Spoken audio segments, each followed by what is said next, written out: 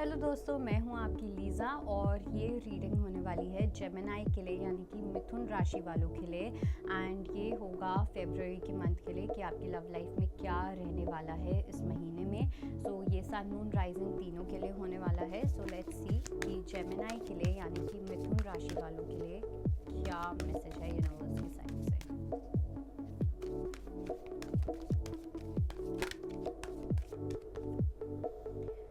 Okay, so we have challenging times, we have giving and receiving, love coming together, and we have listen. Let's see और क्या messages हैं।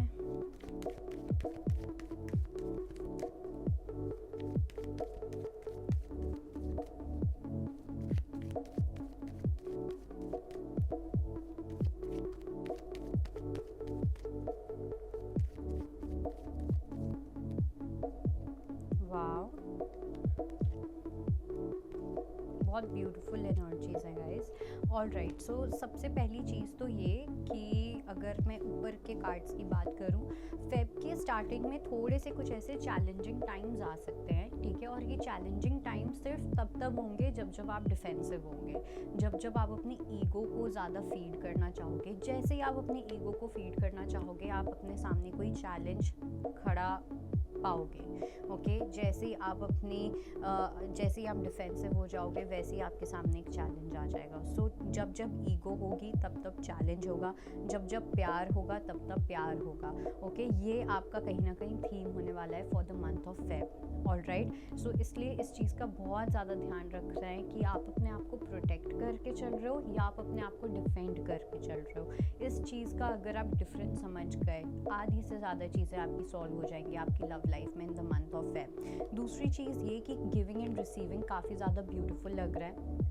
मुझे लगता है जितना ज़्यादा आप दोगे उतना ज़्यादा आपको मिलेगा भी, या जितना ज़्यादा आपको मिल रहा है आप उतना ज़्यादा देते हुए भी दिख रहे हो। सो गिविंग एंड रिसीविंग काफ़ी ज़्यादा इक्वल होने वाला है, काफ़ी ज़्यादा बैलेंस्ड होने वाला है। And I also feel that you will be very much high on love, ठीक है। Love is going to be in the air, you will feel that you are going high on love. Okay, एक love वाली जो feeling है वो बहुत strong होगी। आपको अपने पार्टनर को लेके, स्पेशली जो लोग पार्टनरशिप में है, वहाँ पे आपको ये रियलाइज़ होगा कि ये जो पर्सन है ये मेरे सोलमेट है एंड मैं इसी पर्सन के साथ बिलोंग करता हूँ या करती हूँ। चाहे आप लोगों की रिलेशनशिप में कितनी ही प्रॉब्लम्स आई हैं या कुछ भी आया है, मुझे यहाँ पे एक ऐसा लग रहा है कि कम्प्लीटली न्यू स्टार्ट होती हुई दिख रही है आपकी लव लाइफ में when it comes to this person. जो लोग सिंगल हैं वहाँ पे भी मुझे ऐसा लग रहा है कि आपकी लाइफ में बहुत जल्दी कोई पर्सन आ सकता है, पेरेंट्स के थ्रू भी कोई प्रपोजल आ सकता है। तो उस चीज़ को लेके थोड़ा सा ओपन रहने की नीड है आप लोगों को। जो लोग ऑलरेडी सिंगल हैं, ये उन्हीं के लिए मैसेज है।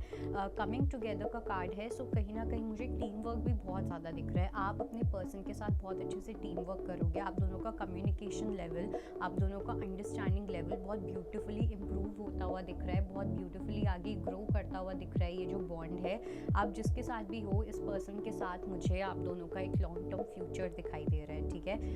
मतलब दाल चावल फॉर एवर, एक वो वाली फीलिंग मुझे यहाँ पे दिखाई दे रही है और बहुत ब्यूटीफुल फीलिंग है। दो मुझे साथ में ये लग रहा है कि अपने आप को बैलेंस रखना और सेंटर्ड रखना बहुत इंपॉर्टेंट होगा अपनी, बिकॉज जब आप बैलेंस और सेंटर्ड रहोगे आप अपनी इंट्यूशन की सुन पाओगे। जब आप बैलेंस और सेंटर्ड नहीं होंगे तो आप अपनी ईगो की सुन पाओगे। सो आपको चूज़ करना है कि आपको दोनों में से किस चीज़ की सुननी है, अपनी इंट्यूशन की या अपनी ईगो की।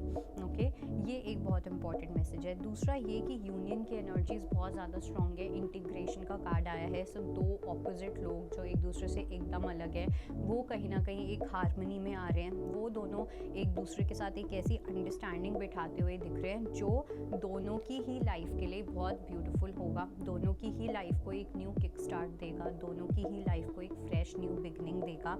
आई ऑल्सो फील कि कहीं ना कहीं आपको अपनी इम्पोर्टेंस तो रियलाइज़ हो ही रही है, लेकिन सबसे ज़्यादा इम्पॉर्टेंट है कि जिसको भी आपने फॉर ग्रांटेड लिया है, बिकॉज मुझे ऐसा लग रहा है कि आपने किसी पर्सन को एक पॉइंट पे काफ़ी ज़्यादा मैनिपुलेट किया है।